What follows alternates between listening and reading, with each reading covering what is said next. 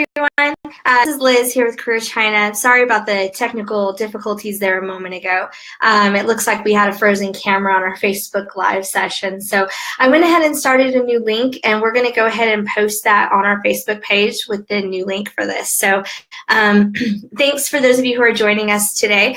Today in our Facebook Live session, we are going to talk about the process for bringing a spouse and children with you if you want to come and teach in China. Because that is a common question that we get. You know, a lot of people who do come over to China to teach English, many of them are young and just out of school and, you know, maybe don't have this issue. They don't have a wife or husband or any kids. But this opportunity isn't limited to young graduates. There are a lot of people who might be interested in coming to China to teach English, or even for other types of jobs, who have some family that they want to bring over. So today we're going to talk about how that works and what you need to do. All right, so that is the topic for today. Again, if you're watching live, thank you for joining us. And if you want to like this, you know, share it with your friends or anyone like that. As I said, we had a few technical issues getting going this morning, so maybe our reminder link isn't working. So if you want to share with your friends or share it in any of your groups, please feel free to do that, just so that people can get this new link that's actually working. So thanks for that. For those of you who don't know, Career China, we are a firm that matches overseas candidates with great jobs in China. Most of these jobs are teaching English, so they're at schools, but we have a number of higher level jobs as well, like researchers, counselors, curriculum developers, lots of other jobs out there. And beyond just those jobs, there's a number of services that we offer to help make the process of coming to China easier and more comfortable for you. We have an in-house visa team to help you with the visa process. We also have a ground service team that is going to be there to greet you as you arrive and help you get set up with some information for your apartments and your bank cards and your cell phone and all that stuff. So we're here to make your life easy and to make coming to China a fun experience. So that's what we're here to do. During this Facebook Live session, if you at any time have any questions or you have a comment, please feel free to leave them in the comment section below. I will do my best to answer your question during the live session. If I don't know the answer, then we'll definitely go back and do some research and come back and answer the question later. We will be recording this session and it will be posted on both our Facebook page and our YouTube channel. So if you're watching it later and you want to leave a comment, feel free to do that, because we will be monitoring that and answering those as well. All right, so let's get started with today's topic. So like I said, a lot of people who we interview and talk to about these opportunities want to know if it's even possible to bring their wife and kids or husband and kids to China. And the short answer is yes, of course you can. It's absolutely possible to do this. There's just a few things that you're going to need to prepare and some additional steps in the process to be able to bring them with you. So one of the first things you'll need to do is related to the visa situation. And overall, there are different types of visas to come to China, many different types. And there's going to be a different visa for you if you have accepted a job, and there'll be a different visa for what your family will be on. So if you've accepted a job to teach English in China, the legal working visa is called a Z visa. That's the one that you need if you're going to be legally working and teaching in China. But your family, your wife, your husband, your kids, they're going to need to come on the S1 visa. So it's a totally different visa. So let's talk about the process for getting those visas. Let's first talk about the Z visa, because that's the primary one that you're going to need, and it's the one that's going to take the most time and the most effort. The Z visa is the legal working visa in China, and in order to qualify for this visa, you must meet the requirements. So the primary requirements for this is having a university degree, but it can be in any subject, just having that degree, as well as having a TEFL certificate if you want to teach English. In some provinces in China, they might waive the TEFL certificate if you have a background or education in teaching and you already have multiple years of experience, like say 2 years of experience already teaching in a classroom. You might be able to have the TEFL certificate waived. But there's other provinces in China that won't waive that requirement, and some, like I know some in the north of China and some other areas, they will require a TEFL certificate plus at least 2 years of teaching experience. So some of those requirements can vary around China in different cities and provinces, but overall, most of you are just going to need to have your university degree and a TEFL certificate. And then you're going to have to go and get some additional documents as well, things like a medical check and a background check, stuff like that. Once you have all of those documents together, then you're going to have to go and get them like approved and notarized and authenticated. And again, our visa team can help you with this process because different countries have slightly different rules about how to go about doing this. But typically how it works is you're going to have to get copies of all those original documents, and you'll need to get them notarized and authenticated, following the steps that our team provides to you and how to do that.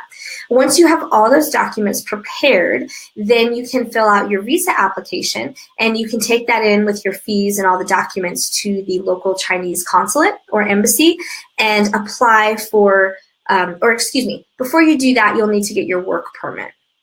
So I'm sorry about that. I'll back up a little bit. Once you get all those documents notarized and authenticated, you'll need to send them over to China so they can get your work permit. That's the other thing. So once you have your work permit, you'll take all those documents and your work permit, and then you'll go and get your, you'll apply for your visa at the Chinese consulate. Okay? So you have to do all that stuff first before you can even apply for your Z visa. Now, this process can take some time. It'll take usually a few months or so. It depends on how prepared you are and how quickly you can get this documentation and your medical check and your background check. So if you're more prepared and you do this super fast, then you can help speed the process along a little bit. But the thing that'll usually take the longest is your work permit, because you have to send the documents to China to get that first. That could take like a month or so. But once you have that, then you can get your visa. And that's usually a little quicker to get the visa. So you're probably talking a couple months or so. All right. When you go to the Chinese consulate with your application to get your Z visa, at that same time, you can also do the applications to get your family their S1 visas. So you can submit all the paperwork and the different documents and applications all at the same time. But you'll have to fill those out so that for your family as well, so they can get their visas.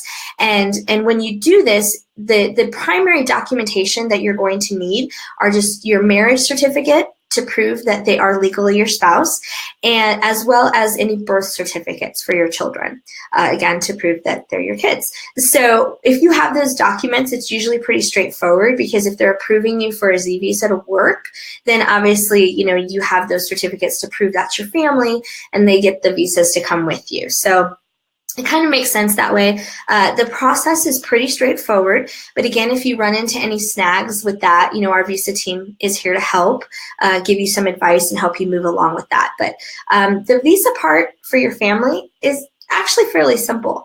It's not too difficult. Your Z visa is going to be more complicated than their S1 visas will be. But if you get approved for your Z visa, your family shouldn't have any issues as long as all the documentation, birth certificates, and marriage certificates are correct. And one of the benefits for being able to get the Z visa and the S1 visa for your family is that once you come into China on those visas, you're going to be able to apply for your China resident permit. And the great thing about this is it truly means that you and your family are legal residents of China. You can live there, you can move about the country however you wish, and you can come in and out of the country however you want. So, if you've ever traveled before on visas, you know that sometimes if you're on a tourist visa, like if you go to Thailand or somewhere else, you might only have, you might have a limit to 30 days, you have to leave the country when you hit that date, or you only have 1 or 2 or 3 entries. You can go in and out. So those are some restrictions on visas. But when you come to China on these visas and you're able to get the legal resident permit, you don't have to worry about that.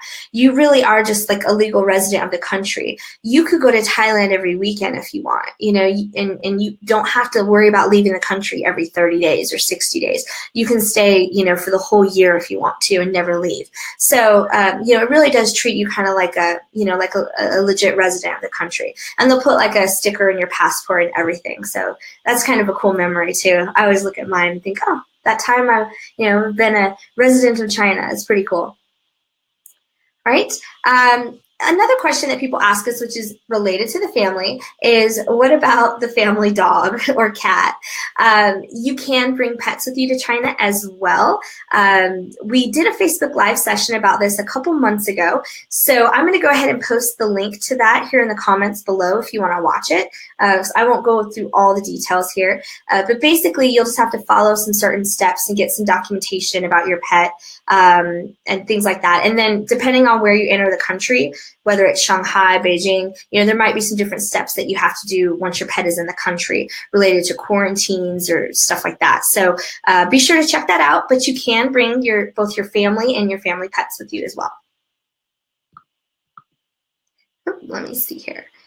The next section I wanted to talk about with all of you, sorry about that, is just some other considerations that you might have. So in all honesty, I feel like the visa is probably one of the easiest parts for you bringing your family with you here to China. But there's some other things that you need to consider as well.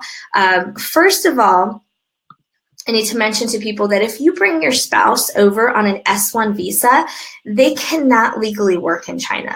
That's not a working visa. Okay, that's just there so they can accompany you and actually live in the country with you. If they want to work, there are going to be opportunities that might present themselves. So if they do happen to come across a job, they need to see if they can get a legal working visa. And there are ways, if they get a job with a company or another school and they want to teach also, there are ways that they can then, if they accept that job, they can transfer the spouse visa into a working visa. But that's something you'll need to think about because they can't legally work on an S1 visa. All right. And if you have children coming over, if they're not school aged, then and you have a spouse maybe that isn't working, then they can stay at home and take care of them. Or if they want to homeschool them too, if they are school aged, that's great as well. I know a lot of people that have families that travel around the world in different countries, and the parents just homeschool the kids wherever they are.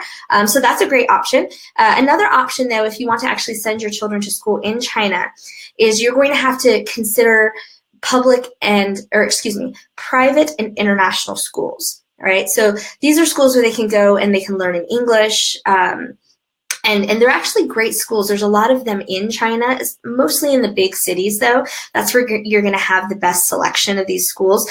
And honestly, the good news is they're great schools. A lot of them are really good up to Western standards. They might be as good as your schools back at home or even better, because your kids are getting that cultural education as well as the traditional schooling, as well. And in fact, a lot of local Chinese people really aspire to send their Chinese kids to these international and private schools too. So they are great schools, but the problem is that they can be competitive to get into. They can be a little difficult sometimes, and they're going to cost you money.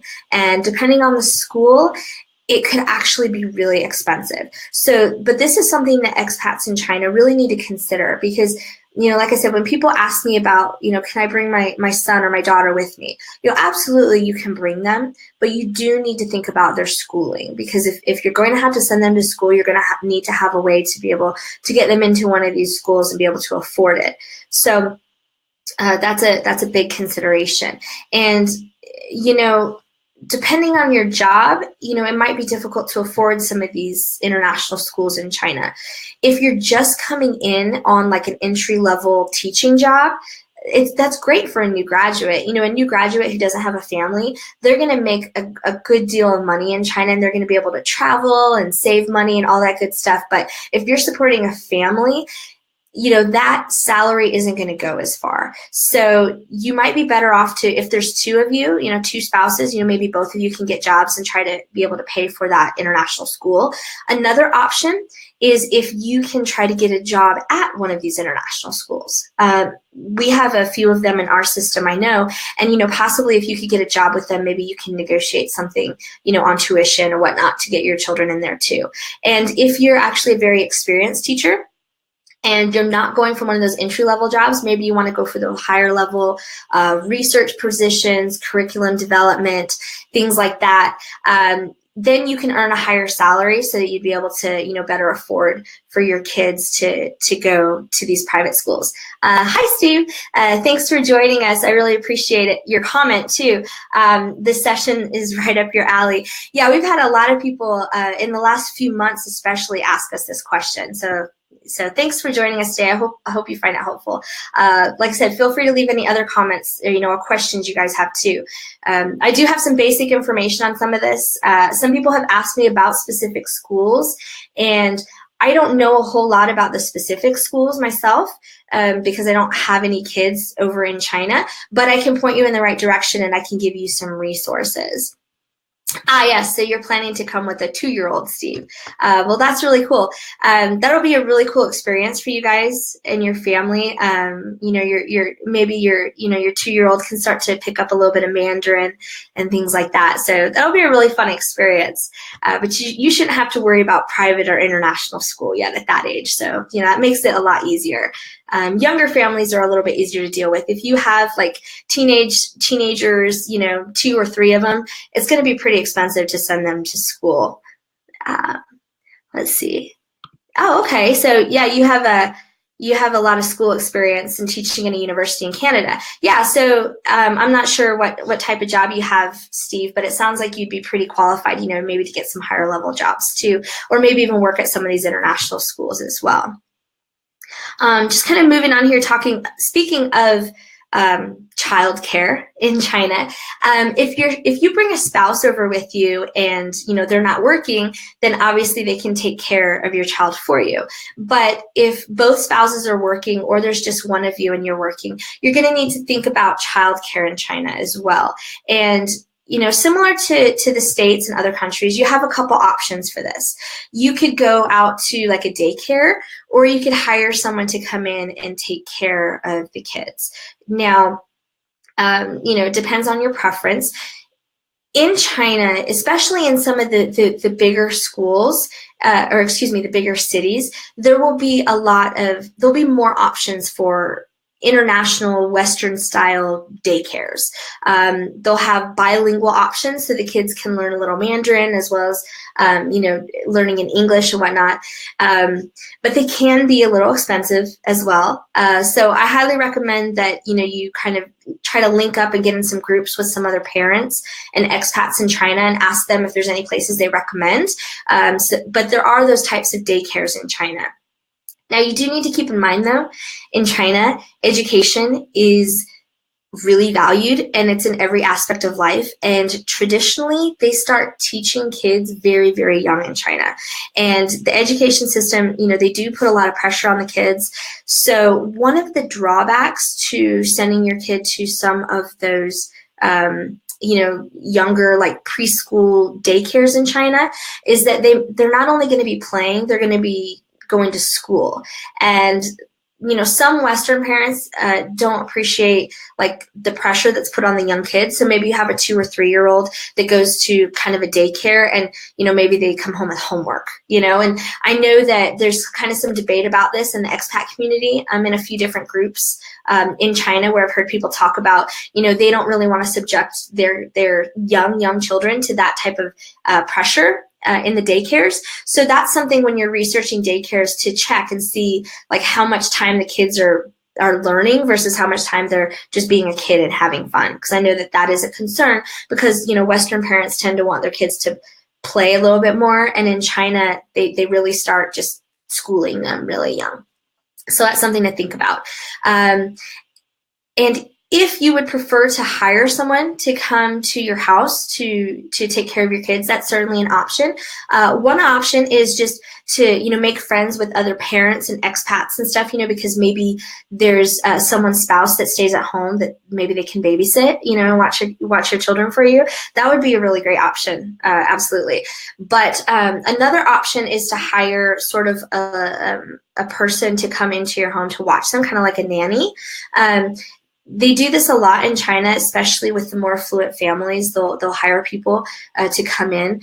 They call them an ai, which translates to auntie, really. And it's kind of like a nanny that just comes in. Sometimes in very affluent families, or if you have space, you can have them even live with you and pay for that. But other times you can have them just come in and watch your children during the day for you. Typically, they'll do some things around the house too, like some light housekeeping, doing the dishes and cleaning up and stuff too. But there are some considerations with that. Obviously, you'll want to vet this person before they start taking care of your children. You'll want to definitely get recommendations from other people, get a background check, check all their IDs fully, talk to their previous employers, and find out about this person. Because if they have a lot of experience taking care of Western families and expat children, they might be a good fit for you. But if they're very traditional Chinese, keep in mind that they might, be teaching your child in a different way than maybe you would want them to teach them or discipline them or anything like that. So it's something to keep in mind. And also the language barrier. Some of them might not know English very well, so that's something to keep in mind as well. But those really are some of your options to think about if you're bringing children to China and you're worried about childcare. Another thing I want to talk about real quick is health insurance. So for many of you, there will be a certain amount of health insurance that's covered by your employer, but typically it's just for you as the employee. They don't usually offer it for your whole family. So you'll need to check with them to see if they do, or if they have an option for you to buy extra health insurance for your family members as well.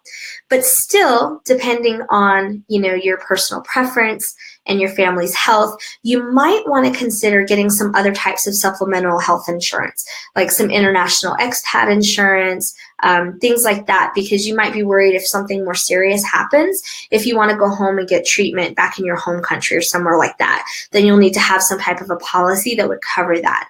Obviously, the policies in China are not going to cover that. There are hospitals and healthcare providers in the big cities of China that are international. They do have international hospitals and places that will cater to expats. But again, the quality of care still might not be what it is in your home country, and you might have some concerns with that. So that's something just to keep in mind, and you might want to search, to see if there's any other supplemental policies you want, just in case. And it's really just depends on your level of comfort. If your family's super healthy and no issues, you might not worry about this. It might not be an issue for you. Okay, so let's see here. Let's see here. Oh, okay. So Kim has a good question. If I bring a teenager, would they be able to babysit for other expats? I think that there's kind of a fine line with this. I'm sure similar to like in the States, a lot of kids will do side jobs and stuff for money, even if they're under like a legal working age. In China, teenagers do not work in general. But if you have a teenager, I'm sure that, they could do some stuff on the side like that for other expats, just as they would at home, and earn a little bit of cash. They wouldn't be getting any kind of a visa, working visa. They wouldn't be approved for that anyway. And, I don't know how necessarily legal it is, but I don't think it would be a problem, because just like in the States, I think I started babysitting when I was like 10 or 12, and obviously that's not necessarily legal for kids to work that young. So I don't think it would be a problem, and it actually might be really kind of a cool experience for them too. So thanks, Kim. Let me see if there's any other considerations on my list here that I wanted to share with you guys. I think these are the biggest ones. One other thing I did want to mention, though, is to think about your work schedule. Okay, because I've had some people come over recently who had they were a single parent, and they were bringing a fairly young child over with them, and the child was going to go to like a preschool during the day, but the work schedule for the parent actually they didn't line up. They were basically opposite schedules. So for example, if you come to work at a government school or an international school, or just a normal like 9-to-5 job, you're going to be working normal business hours, during the day, Monday through Friday. So you'll have the nights off and the weekends off, which is great, if you have kids that are in school or a spouse that's working those same hours. But keep in mind, if you accept a job at what we call like a language school or a after-school learning center, For example, one of our biggest clients is For Sleep. They have offices all over China, many, many offices in like 30 cities. Great school, but it's an after-school learning center. So if you're working for them, that means primarily you will be working nights during the week and weekends. Okay, so usually you don't go into work until like 3 or 4 in the afternoon, Monday through Friday, or excuse me, it'll only be like 3 of those days because you get 2 days off. But then on the weekends, you're going to be working all day from maybe like 8 or 9 in the morning till 6 at night. If your kids are in school during the week and you guys have opposite schedules, this is going to be a bit of an issue for you because you wouldn't get to see your family.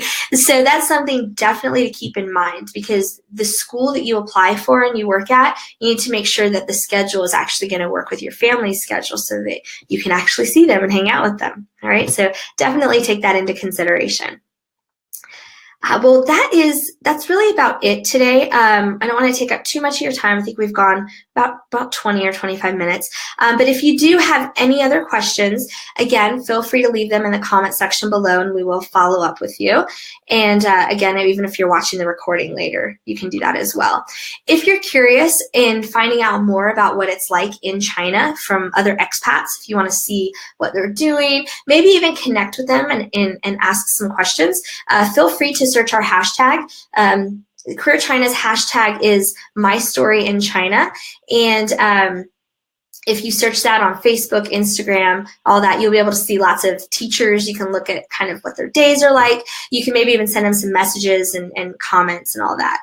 Let me see here. And for hot jobs, if you are interested in working in China and you want to know what we have available, I'm going to post a link in the comments below to all of our hottest jobs that we have, and you can check them out and apply. And lastly, of course, if you want to check out, if you want any other information, you could always go to our website, careerchina.com, and you can find all kinds of information, lots of great blog posts about living and working and even traveling in China, different cultural tips and things like that.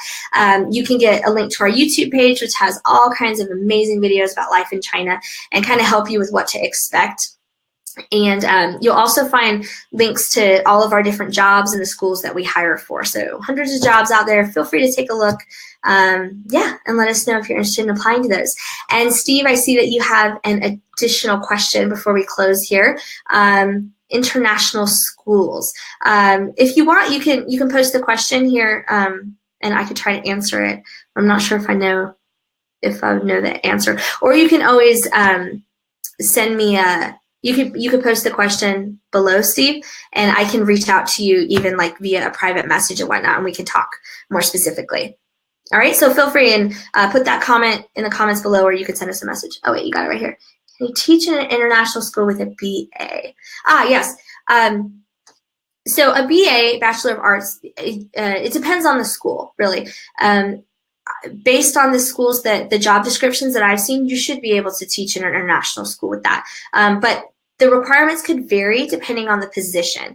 We do have some jobs that are very like science and math focused. So sometimes they want a Bachelor of Science in like a specific program, but it would really just depend on the requirements for that school and the job that you're applying for. So a BA could possibly work depending on the job. I know that we have a job for a drama teacher right now that's posted. I don't know the requirements for that, but I imagine a BA would work for that. But I'm sure you have to have some experience in drama too. So it would depend on the job for sure. Yeah, and we can absolutely chat directly, Steve. No problem. Let's see. So Kim has a question about getting hired at a public school. Do you have to go through a recruiter? You don't have to go through a recruiter necessarily, but you would have to have a way to find those jobs. And I think that would be the hard part as far as a public school goes, because a lot of them don't necessarily post those jobs online, or if they do, they might not be as easy to find. So you might have to, it might be harder for you to find them, definitely. One of the advantages to using a recruiter or an agency is that we have access to a lot of the jobs that might not be published other places. And so, it's kind of easier to find those jobs. So you don't have to use a recruiter, no, but it just might make the process easier. Another thing to keep in mind, and we did this in one of our last Facebook Live sessions, is when we talked about this a lot, when you're working with directly with a school, there's some benefits to that. You're cutting out the middle person, you're going direct to them, and that's great. But other times it can make it difficult if they're bringing you over because, for example, they might not know how to do visas. They're a school, they teach, they don't do visas. So you could run into some difficulties and some problems with that. Also, they might not have the ability to help you out once you arrive. Like with us, we have an entire customer service team. We have a visa team, a ground service team, and they're here to sort of help you get acclimated and help you deal if you have any issues once you get here in China. But if you're working with the public school, they probably have less resources available for you. So you might really be on your own to take care of yourself. And that could be kind of challenging, especially with the language barrier and the cultural barriers. So, you never have to go through a recruiter, but there's a lot of benefits in doing that as well, because you can get access to a lot more jobs and you get a lot more support to help you come to China. Because it's an amazing experience, but it also depends on how adventurous you are. Sometimes having someone like us who can kind of help you sort of hold your hand through the process and make it easy and comfortable, it makes for a nice transition instead of just kind of being thrown in there. So yeah. Does our agency work with public schools? I believe that we do. Our schools, it kind of depends.